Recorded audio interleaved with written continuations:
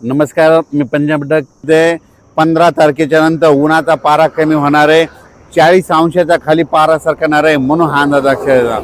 पण राज्यातल्या एक सर्व शेतकऱ्याला सांगू इच्छितो की राज्यामध्ये 14 मे पासून ते 25 मे पर्यंत दररोज वेगवेगळ्या भागात मान्सून पूर्व मोसमी पावसाळ्यासारखा पाऊस दररोज 2-2 दिवस वेगवेगळ्या भागात मुक्काम करत पडत जाणार आहे म्हणून हा अंदाज शेतकऱ्यांना लक्षात यायचा.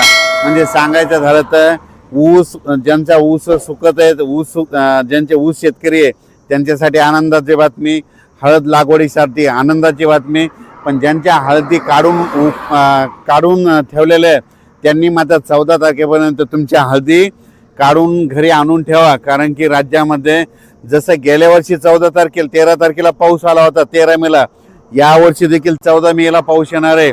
आणि हे पाऊस कंटिन्यू मे महिन्यात आता मध्ये 14 पासून तर 30 मे पर्यंत दररोज वेगवेगळ्या भागात दररोज भाग बदलत, कधी पूर्व विदर्भ, कधी पश्चिम विदर्भ, 2 दिवस पश्चिम महाराष्ट्र, 2 दिवस विदर्भ, असं वेगवेगळा मराठवाडा, असं करत 30 मे पर्यंत दररोज विखुरलेल्या स्वरूपाचा पाऊस पडणार आहे आणि शेतामध्ये पाणी देखील साचणार आहे.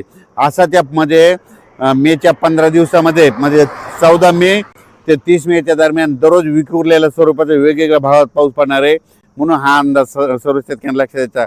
शेतकऱ्याला विनंती, तुम्ही काय करा, शेतीचे कामे करून घ्या. कारण की तुम्हाला जर अवकाळी एकदा पाऊस सुरू झाला तर तुम्हाला कामा आटपायला उशीर जाईल म्हणून हे लक्षात द्यायचं. आणि सगळ्यात महत्त्वाची एक शेतकऱ्यासाठी आनंदाची बातमी, 17 मेला आपला मान्सून अंदमान बेटावर येणार दस्तक देणार आहे म्हणून हा अंदाज लक्षात द्यायचा. तसं तर 14 तारखेपासून म्हणजे 12 तारखेपासून तिथून मान्सूनचं पोषक वातावरण तयार झालंय. पण 17 मेला चांगलं दस्तक देईल आणि मान्सून तिथं दाखल झाला म्हणून असं जाहीर केलं जाईल म्हणून हे देखील सर्व शेतकऱ्यांना लक्षात येतं. 17 मेला झालं तर तिथून 10 दिवस केरळला यायला लागतं आणि तिथून लगेच 10 दिवस म्हणजे जवळपास माझं 7 जूनपर्यंत राज्यामध्ये पाऊस येण्याची शक्यता आहे. म्हणजे मोसमी पाऊस येऊ शकतो म्हणून हा अंदाज लक्षात येतात. पण राज्यात मात्र मोसमी पाऊस येईल तेव्हा येईल, 7 तारखेला येईल, 7 जूनला येईल. पण त्या अगोदर मात्र 14 मे ते मात्र 30 मेच्या दरम्यान म्हणजे राज्यामध्ये दररोज पूर्व मोसमी पाऊस गेल्या वर्षी जसा पडला तसाच पडणार आहे. म्हणून त्या पावसामध्ये विजेचं प्रमाण जास्त आहे म्हणून तुम्ही काय करा, विजेपासून स्वतःची काळजी घ्या. त्याच्यानंतर आपली जनावरे झाडाखाली बांधू नका. कारण की 14 मे ते त्या 15 दिवसामध्ये राज्यामध्ये असा काही भागात पाऊस पडेल, शेतामध्ये पाणी साचेल, शेतातून वड्या नाल्याला पाणी देखील येईल म्हणून हे देखील अंदाज लक्षात. काही ठिकाणी पाणी साचेल, काही मध्ये पेंडवालता पडेल, कुठे रिमझिम पडेल, काही ठिकाणी चन्या साचल्यासारखा पडेल, काही ठिकाणी वड्याला पाणी देखील येईल, कुठं शेतातलं पाणी पुढे ढकलं. पण हे पाऊस मात्र त्या 15 दिवसामध्ये गेल्या वर्षी जसं झाला तीच कॉपी मात्र यावर्षी होणार आहे म्हणून हे अंदाज लक्षात घ्यायचा.